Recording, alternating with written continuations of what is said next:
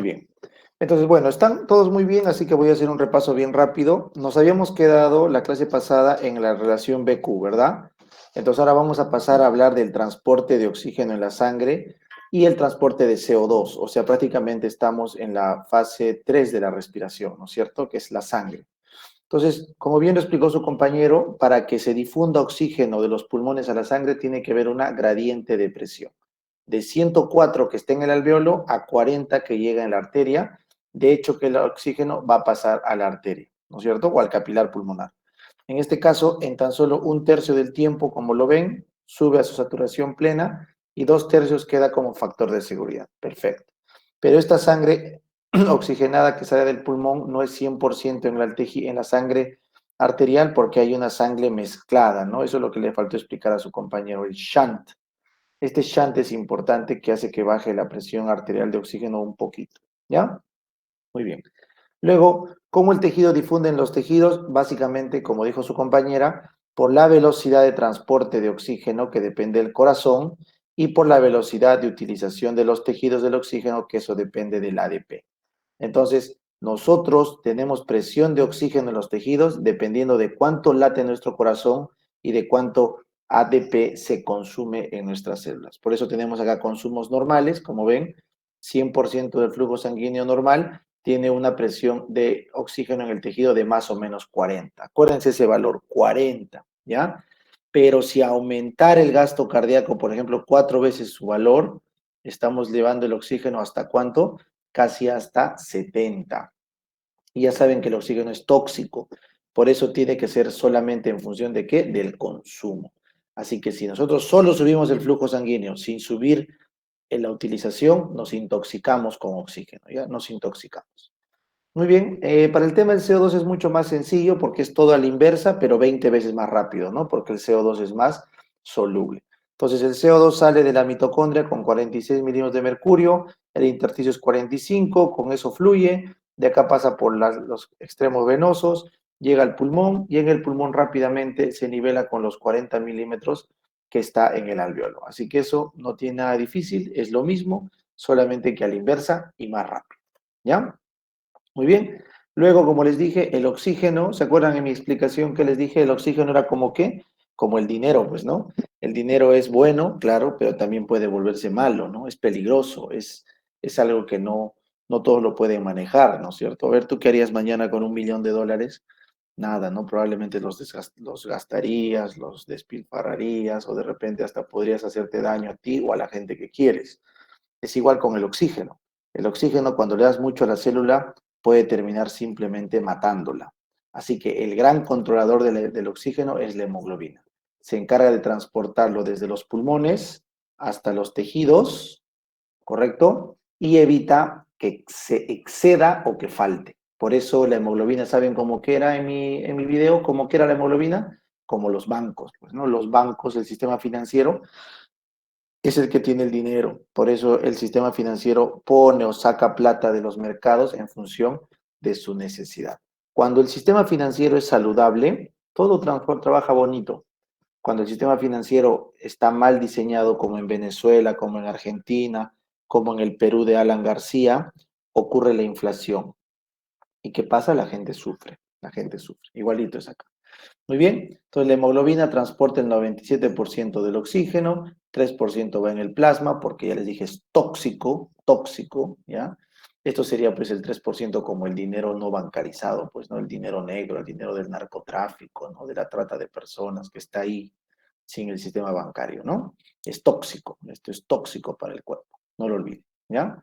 Bueno, la hemoglobina libera cuando tiene que liberar y retiene cuando tiene que retener el oxígeno en función de las presiones del gas, ¿ya? Tenemos, bueno, un varón, 15 gramos de hemoglobina, cada gramo carga 1,34 de oxígeno, en total entonces transporta 20 mililitros si está 100% saturado, pero como nunca está 100% saturado, está 97, ¿correcto? Porque parte del oxígeno se disuelve en el plasma, entonces tenemos 19,4 mililitros de oxígeno que se transporta por la hemoglobina, ¿ya? La hemoglobina es una proteína que tiene una curva de disociación sigmoidea, como ven acá, que tiene una rampa importante, ¿ya?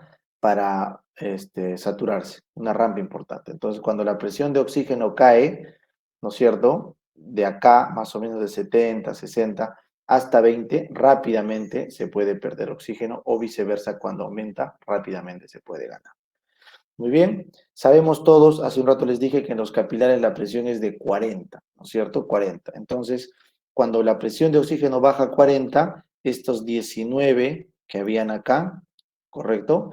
Van a bajar a 40 más o menos por acá, la saturación va a bajar y eso quiere decir que se reduce a 14,4 mililitros, o sea, se ceden 5 mililitros y la hemoglobina baja su saturación, ¿correcto? Baja su saturación. Entonces, esto puede aumentar en el ejercicio, sí, pero al final el porcentaje de oxígeno que se cede, lo que se pierde, se llama coeficiente de utilización. Y lo normal es que sea un 25%, o sea, una de 4 moléculas de oxígeno se cede en condición de reposo y 3 de 4 moléculas en condiciones de ejercicio intenso. En muy, muy raros casos se ceden las 4 moléculas de oxígeno, ¿ya? O sea, la hemoglobina siempre se queda con algo de oxígeno, porque es tóxico para el tejido. Como los bancos siempre se quedan con algo de plata, ¿no? Hagan siempre esa analogía. Muy bien, entonces, ¿cuál es la función de la hemoglobina? Amortiguar el oxígeno tisular. Es responsable de estabilizarla.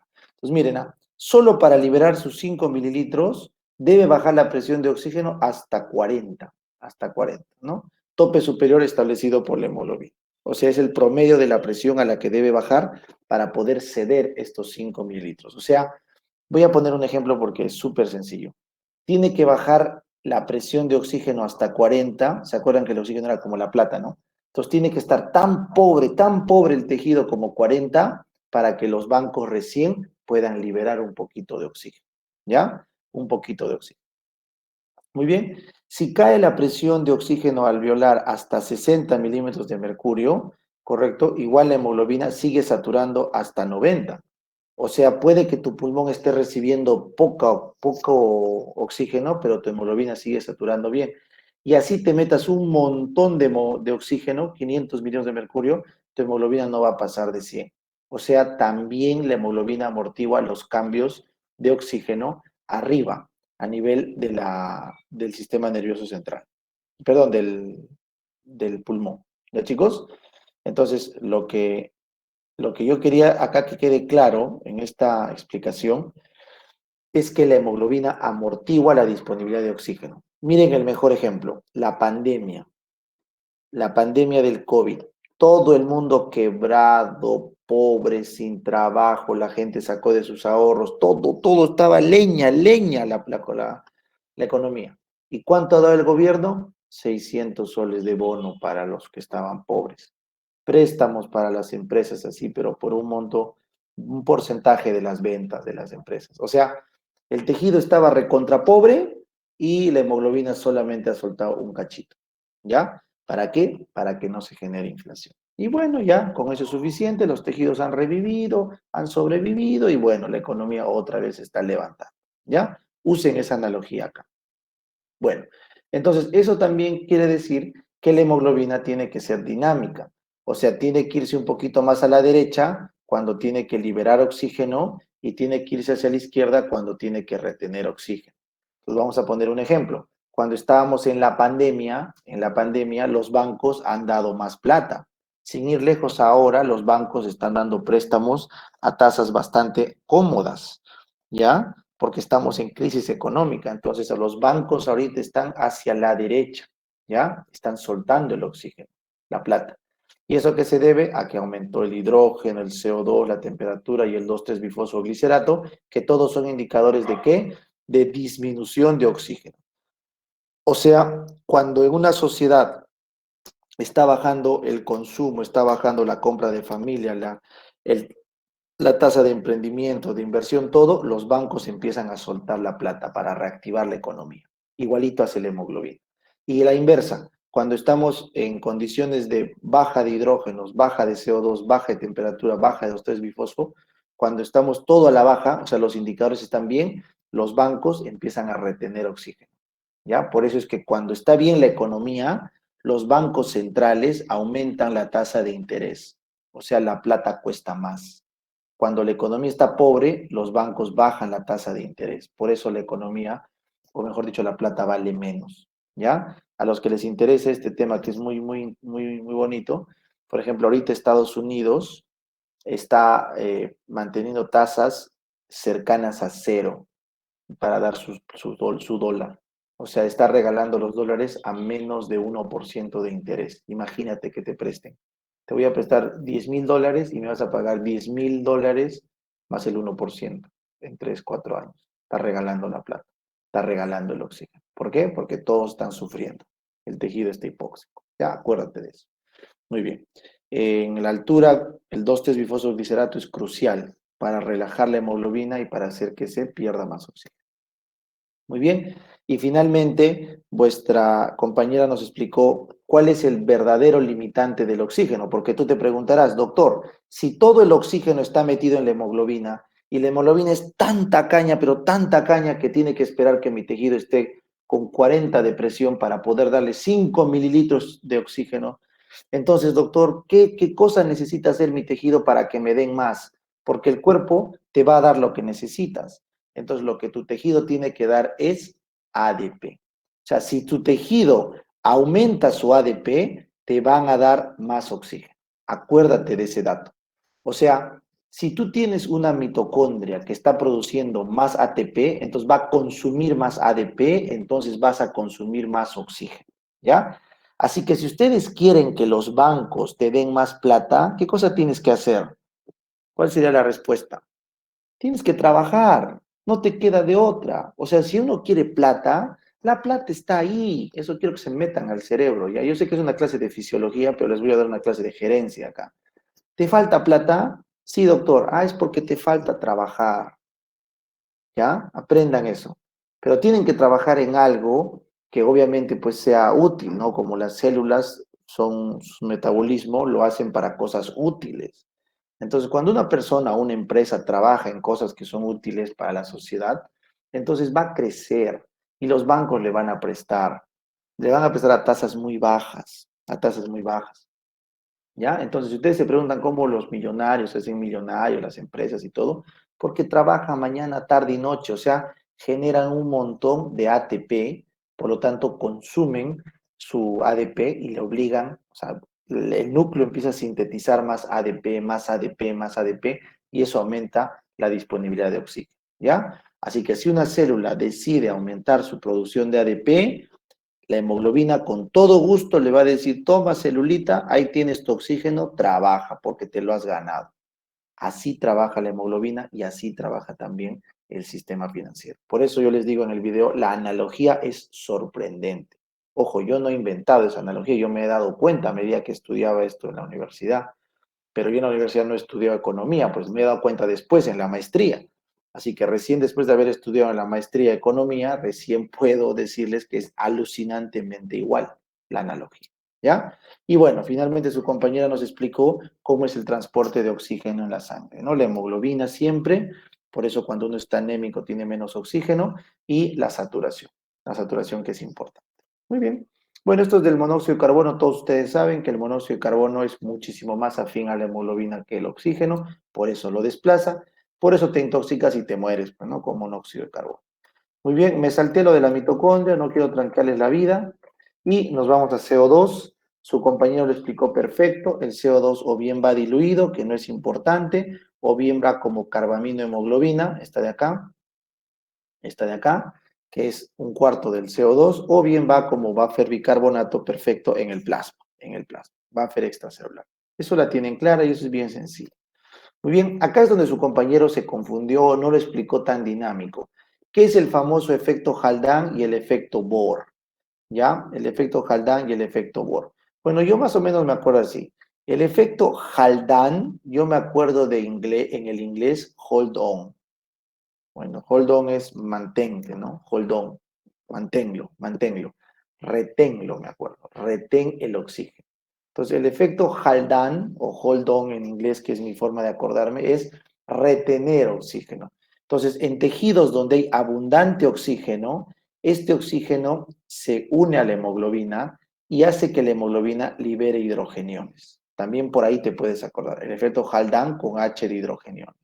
Entonces se libera hidrogenión porque se metió un oxígeno y ese hidrogenión se junta con el bicarbonato y por la anhidrasa carbónica produce CO2, de tal forma que en los pulmones, que hay harto oxígeno, ese oxígeno se mete a la hemoglobina, le saca un hidrógeno, lo juntamos con el bicarbonato y producimos un CO2 para botarlo por el pulmón. Por eso ayuda a transportar CO2 fuera del cuerpo, ¿ya? Al ambiente.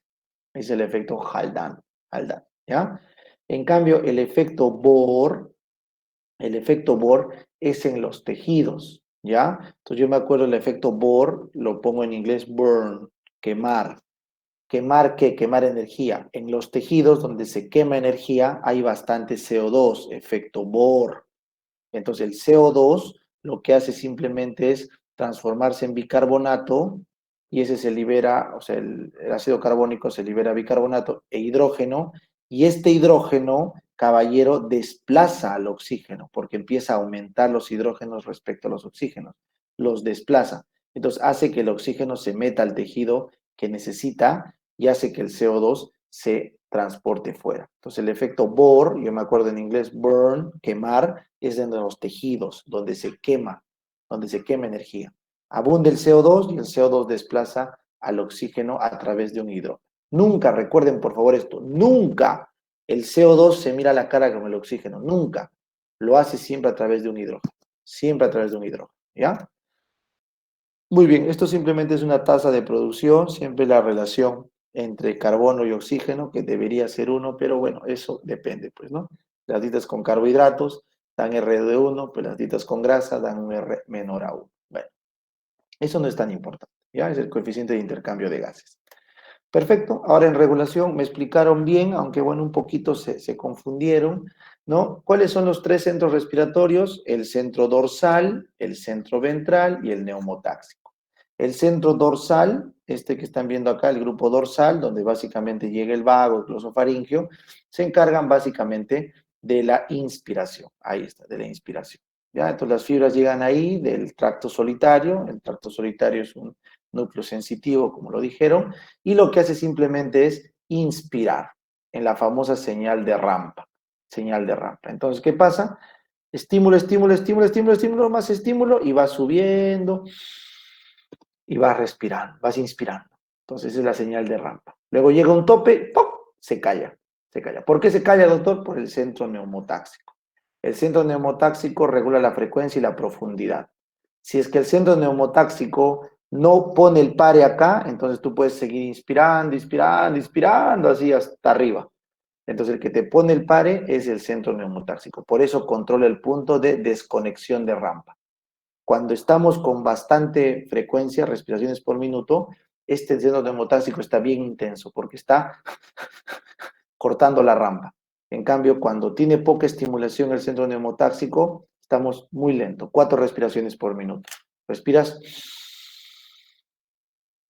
y puedes retener ahí, después botas. O sea, en un minuto puedes hacerte 4 respiraciones porque no estás cortando la respiración. En cambio, cuando estás con respiración veloz, la estás cortando a cada rato. Entonces, cada corte es un estímulo del neumotáxico. ¿Entienden? Entonces, esa es la función del centro neumotáxico, regular ese punto de desconexión de rampa. Y como mecanismo de seguridad tenemos al centro ventral. El centro ventral, correcto, este de acá, se encarga de expirar e inspirar, de los dos. Y tiene fibras del núcleo ambiguo, que es motor, correcto. No tiene nada que ver con el reposo. Esto es de emergencia. Esto es cuando estamos ácidos. Este núcleo ventral responde a la acidosis. Entonces, cuando tú estás haciendo ejercicio, corriendo o estás acidótico, se prende este núcleo y ese núcleo respira como loco. Eso llega a dar la famosa respiración de Kussmaul, ¿no? Cuando una persona está agitada, imagínate que yo hubiera venido a clases agitado, ¿cómo sería mi clase? Así, chicos, ¿cómo están? Buenas noches. O sea, no puedo controlar mi inspiración ni mi expiración. ¿Por qué? Porque está activado este núcleo ventral. ¿Ya? Porque se ha regulado por el pH del ejercicio, probablemente. Muy bien, bueno. Luego su compañero sí nos explicó muy bien la regulación química. Ustedes saben que los principales controladores centrales de la inspiración y la expiración son el CO2 y el ácido. Solamente que el ácido no puede pasar la barrera hematoencefálica, entonces el CO2 es el que pesa más. Por eso pueden ver acá los cambios de pH en la sangre no alteran tanto la respiración como los cambios de PCO2. El PCO2 afecta más a la ventilación a nivel central, pero a nivel periférico, en los cuerpos carotídeos, en los cuerpos aórticos, donde están las células glómicas, ahí tenemos unos receptores de hipoxemia que liberan acetilcolina y estos mandan su señal de hipoxia, ¿no es cierto? Entonces ya saben que la presión de oxígeno arterial cuando cae más o menos debajo de 60, se dispara la ventilación, se dispara la ventilación. Por eso los pacientes con COVID están disnéicos, porque su presión parcial de oxígeno está bien baja, ¿ya? Muy bien. Y finalmente, lo último que les pedí, que su compañera no nos explicó muy claro, fue el tema de la regulación de la respiración durante el ejercicio. ¿Qué es lo que pasa? Todo el mundo pensará que cuando hacemos ejercicio intenso, obviamente aumenta el consumo de oxígeno y el CO2 hasta 20 veces, entonces todo el mundo dirá, ya pedo. Entonces, como si consume oxígeno y aumenta el CO2, entonces eso es la explicación de lo que respiro. Falso, falso, falso, porque inclusive en el ejercicio moderado, ya no hay cambios de los valores de CO2. O sea, miren, durante el ejercicio, el valor de CO2 no se ha aumentado, al contrario, ha bajado y los valores de oxígeno tampoco se han alterado. Entonces, el CO2 y el oxígeno no regulan la ventilación en el ejercicio. ¿Quién lo hace? Lo hace los impulsos nerviosos motores, ¿correcto? O sea, los impulsos nerviosos motores estimulan el centro de la respiración. Acá habíamos visto esto. Acá hay impulsos motores que estimulan el centro de la respiración. Acá, perdón, acá, este de acá, de los músculos de las articulaciones, ¿ya? Y también existen otros estímulos centrales que pueden estimular la respiración. Por ejemplo, cuando una persona está teniendo relaciones sexuales, no está haciendo hipoxemia ni está haciendo hipercapnia, pero está que respira como loco, bueno, hasta que jadea. Entonces, ¿cómo explicas eso? Porque son estímulos centrales. Igual en el ejercicio son estímulos motores. Así que eso es lo que quería que me expliquen acá, ¿ya? Muy bien. Entonces, con eso hemos terminado esta parte. ¿Tienen alguna pregunta sobre